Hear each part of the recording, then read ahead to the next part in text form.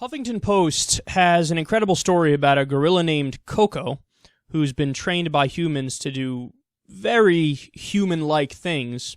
She's 44 years old, and she, quote, uses over 1,000 signs from American Sign Language to communicate and has gained a sophisticated understanding of spoken English through the help of a team of psychologists and researchers who have spent decades training her.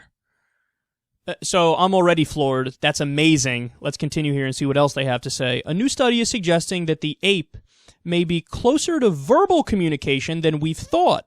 Published last month in the journal Animal Cognition, the research finds that gorillas may be capable of complex vocal behavior that defies previous beliefs about their communicative abilities. Researchers analyzed 71 hours of video showing Coco interacting with the scientists who have trained her, discovering that she used 9 different learned behaviors that required some degree of control over her vocal ability and breathing. These behaviors included blowing a raspberry, which Coco did when she wanted a treat, playing wind instruments, mimicking a conversation by jabbering into a fake telephone, coughing on demand, and blowing her nose. They say Coco's behavior was voluntary and appears to be the result of living with humans throughout her life. So, that's absolutely fascinating, and we knew that gorillas and apes in general, monkeys, baboons, that they're pretty smart. But this is above and beyond what the scientists themselves thought not that long ago. So what's my overall takeaway from this story? My overall takeaway, it actually feeds into something which I've spoken about before on the show, which is the idea that in the nature versus nurture realm, there's no one clear winner. They're both true. They're both right. See, oftentimes it's polarizing, and some people say, typically on the left, more people say, it's all nurture, everything is environment, your mind is a blank slate, it's a lump of clay, and society and culture shapes it.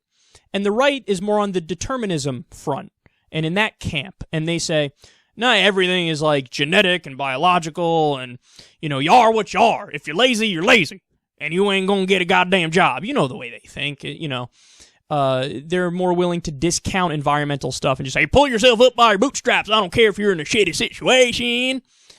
So, but I've always maintained from the beginning, both are true. It's not one or the other. Now, sometimes it is the case that it is one or the other. So there are plenty of issues where there are hardcore biological facts that are just scientific realities that are genetic, they're in your DNA, you're not going to override it, it is what it is. You can't change it no matter how much you will yourself out of it. Sexuality is one of those things. If you're gay, you're gay. You're not just going to, wish your way out of it. So that's nature. On the nurture front, sometimes the things are purely nurture, right? I mean, it's almost purely nurture. The amount of money you end up making in a given economic system, because so much environmental stuff goes into it.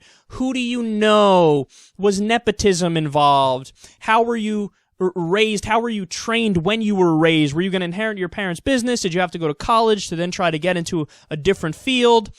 There's so many external things going on that's almost all nurture. But in this case, and in most cases, I think it's a mix of both. So there are hardcore limits. We're talking about a gorilla here. The gorilla is not going to be the next Stephen Hawking. It's just not going to happen. Hardcore genetic, biological, nature limits.